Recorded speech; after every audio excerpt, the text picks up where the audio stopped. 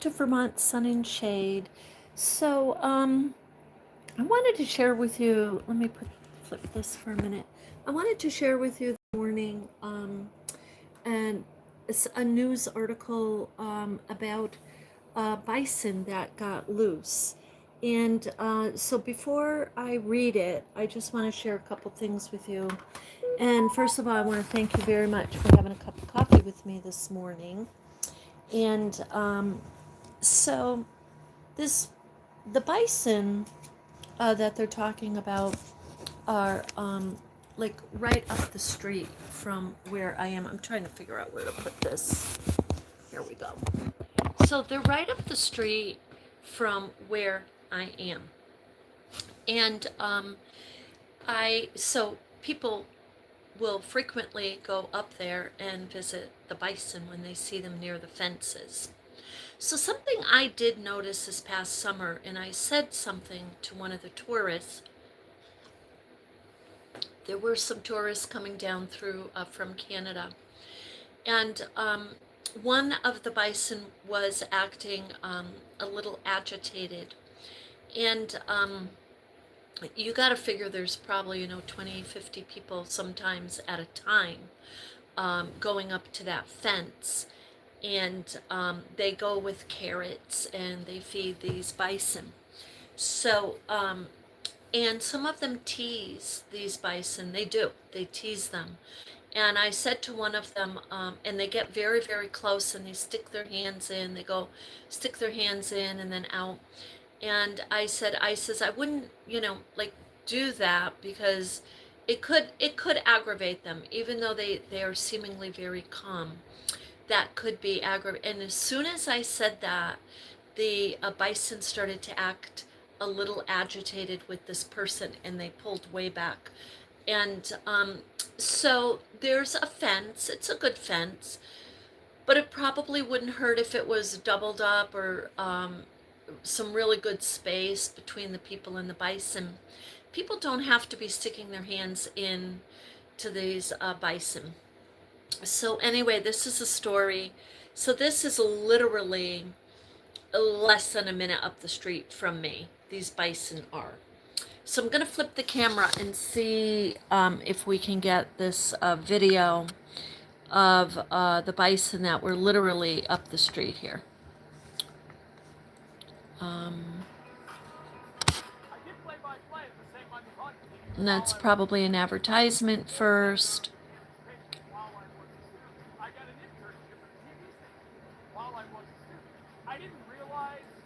So, the way that it ended, this is an advertisement, it says 10 more seconds. But you can see the headline here. The bison was put down after escape from Derby.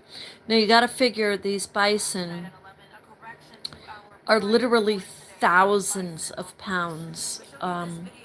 This is the bison.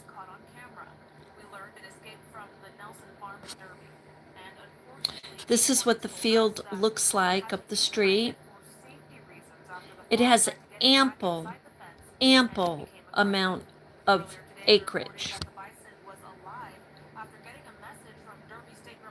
So it's very, very sad. We were expecting to see it kind of walk through our yard over here because we're so close. But yeah, they said that when they were trying to capture it, what happened is it got aggressive. Okay. Well, bison, you got to figure, animals don't per se know that they're lost. Like a dog will know it's not where it's supposed to be, and it will cry. And but a bison, they're walking literally miles and miles and miles. That's what they do. The farm up there, it has, I don't know, I heard it was like hundreds of miles of farmland, and it goes right into Canada. Of course, we're only 5 miles from Canada, if that.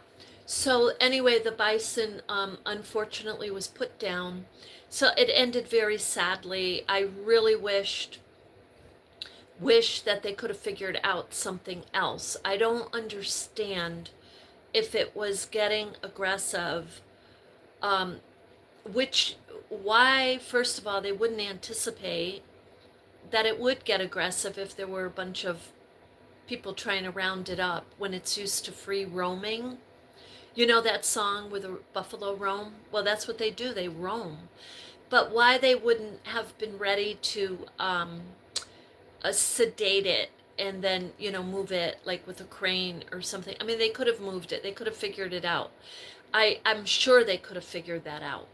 But anyway, that's how it ended. So it's kind of sad for us because we do go, that was a big bull. That was a big, big bison too. That's really sad. So that's what's occurring over here. The other thing that's occurring over here in the Northeast Kingdom is today's what, Saturday, and I was just listening to the weather. So we're supposed to get, I understand, ice and snow tomorrow. Now, as I understood it, last week when we first got a little mix of ice and snow, now this is right from the horse's mouth, people who were, the temperature dropped, it was raining and there was some snow coming down, the roads were not sanded.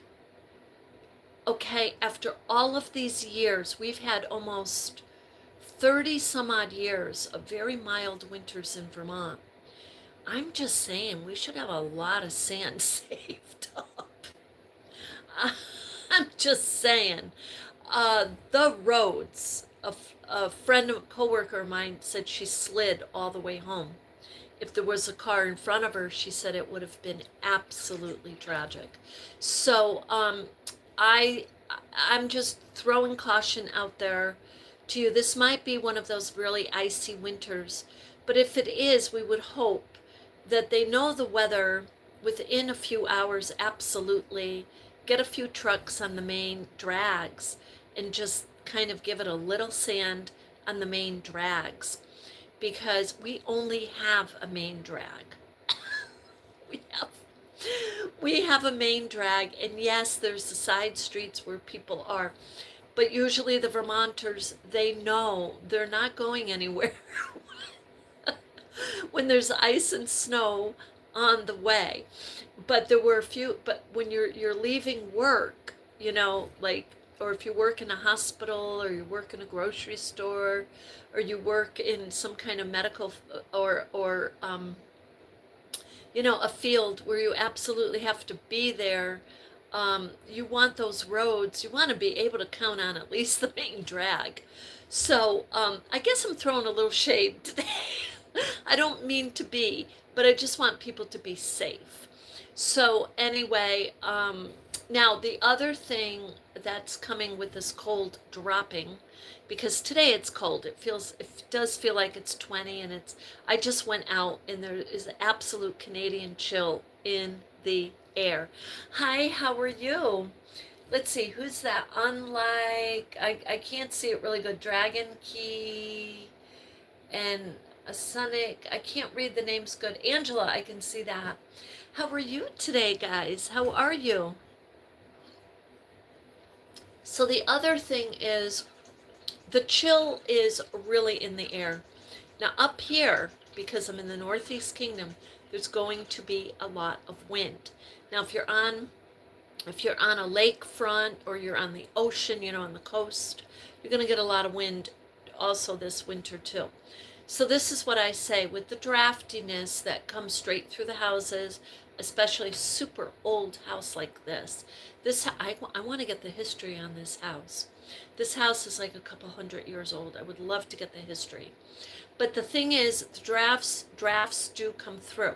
So, we got to do what they did in the olden days, especially in Vermont. And if you're new to Vermont and you've bought like one of these new, houses, and you're like, oh my God, this should be a lot warmer. It's not going to be, because the wind will find its way through the cracks. So What they did in the olden days is just use, some extra curtains. Seriously, I'm not kidding you either. Put them up on your window, put the extra, window draft killers up on the, or draft stoppers up on the windowsill. I shouldn't use that K word, even for draft. Put that up on the windowsills, and put them down on the doorways that you're not using a lot. So, and if you have any questions, if you're new to Vermont, I mean, I've been here 45 years, so if you're new to Vermont and you have questions, especially in the different areas of Vermont, I do actually know all the areas, north, south, and central, and upper north. So let me know. I'm happy. I can either redirect you to someone who knows a little bit more about what you're asking, or let me know. Now, when I first moved up here, I was just really really young. I didn't know, and there were frost heave signs. Be careful of the frost heaves. I don't even notice them anymore. I don't even see them anymore. But frost, I'm like, I didn't even know what those were. So those are very real, and you got to be really careful with your car. And of course, they happen more towards February and March areas, or timetable. But right now, because we're coming into winter kind of with an icy type of start, what you have to be careful of is black ice.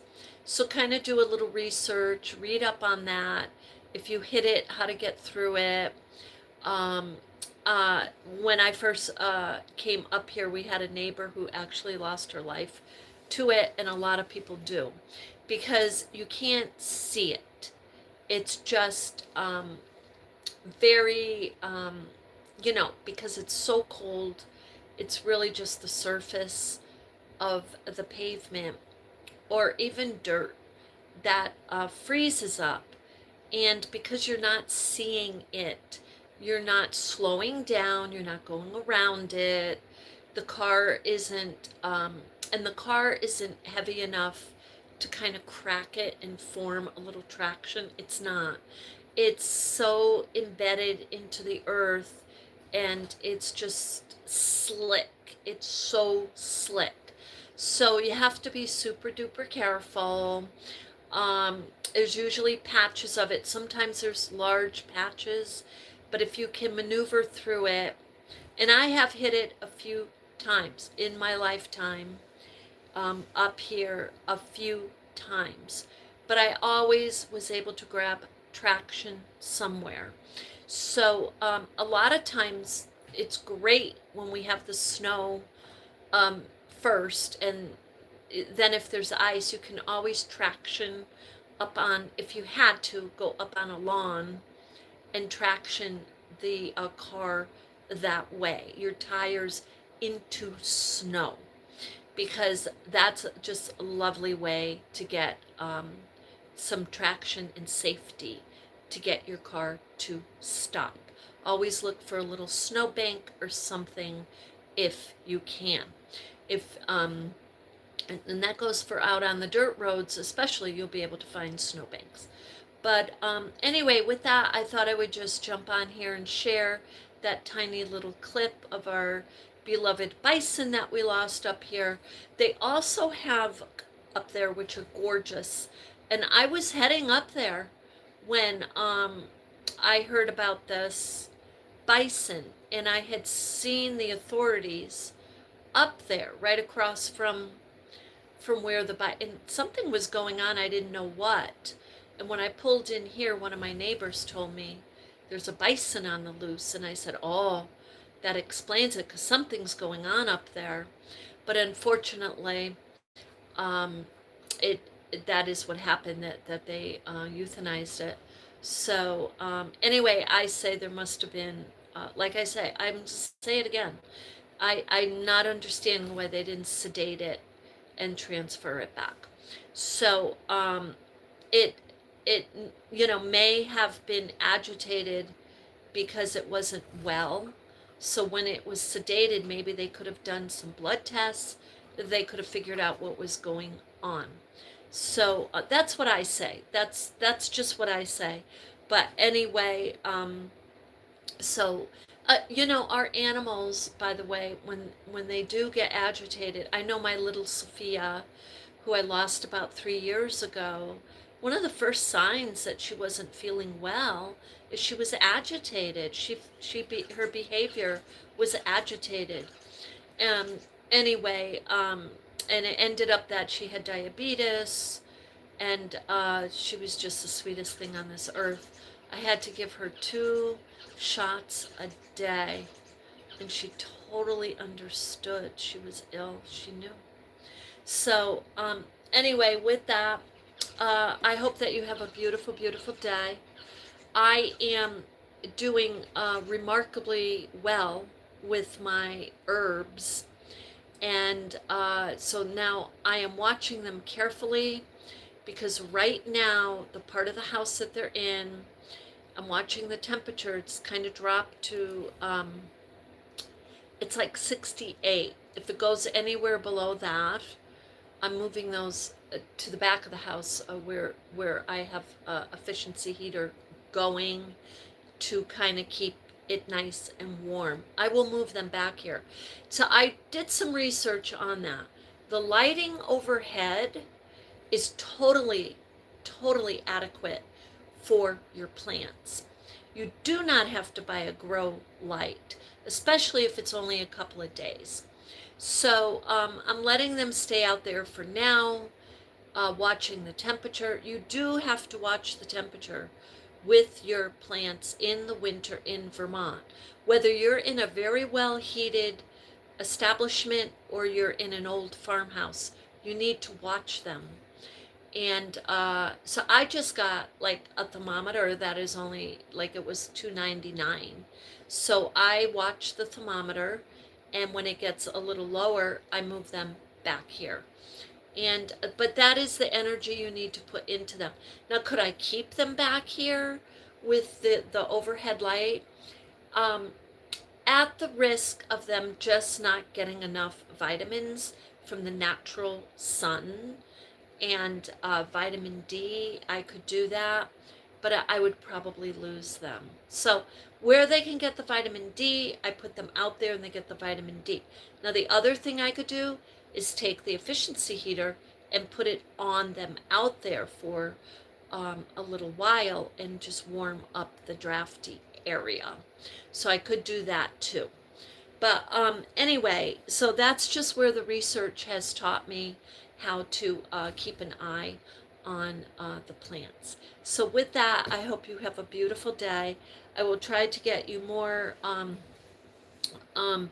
if we get the ice and the snow, I will be telling you right now, I will not be traveling in it. I won't. And for me, as old as I am, that's why I'm as old as I am. I really believe that is why I am now, when I was in medical home care, what I used to do is, if I had to travel to a client's house, and I knew I always kept my eye on the weather. I always left early, and I would call and say, hey, we're going to switch out early. That's what we're going to do. I would manage it that way, because I was a manager. And if caregivers wanted to get there early, I would say, go ahead, go for it.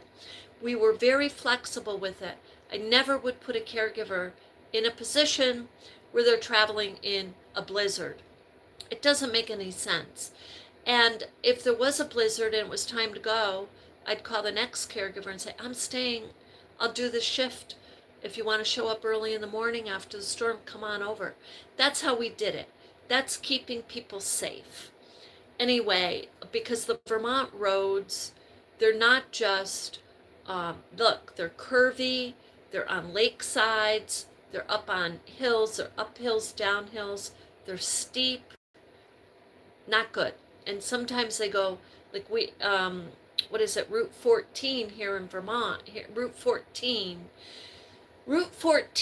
has a couple of squirrely areas coming north on Route 14, there's an area where you go up and you think you're going to the right, and it actually at the top, this is the worst design ever, but at the top of this hill, you think you're going to the right and it goes to the left on the blind spot. Some of you may know that area. So there's another spot on Route 14 also going north. Well, of course, north or south, whichever you're going, but going north, there's a stream that turns into like a flooded little area, and right there is actually in like a parking area. Some of you may know that too. And then there's this big hole, like huge gorge right there on the road. It's right on the road. So yeah, so you have, so in the winter, for a tourist coming, somebody coming who doesn't know Vermont, or someone just, who's may not be as aware of what these roads are on the roads, like they do not, it's not a well-driven road for that person. Maybe they're a Vermonter, but they don't know that road. Those are dangerous areas. They just are. So with that, all I would say, don't go fast. Do not go fast. If the people behind you really want to get by you, when you just consciously think of it, and if there's a safe area for you to pull off of, to let them go, let them go. If you're going slow, they know the air, and they're riding up on you. They probably know that area. They know when to pass you, so don't worry too much. Just be safe. That's what I say. And I swear, being 66 years old, that's how I got to be 66 in Vermont, because some of the drivers and some of the accidents that have occurred here have occurred because people have gone recklessly fast, and or out in elements that they shouldn't have been out in. So with that, be safe, and I wish you, send you love and light, and have a beautiful day.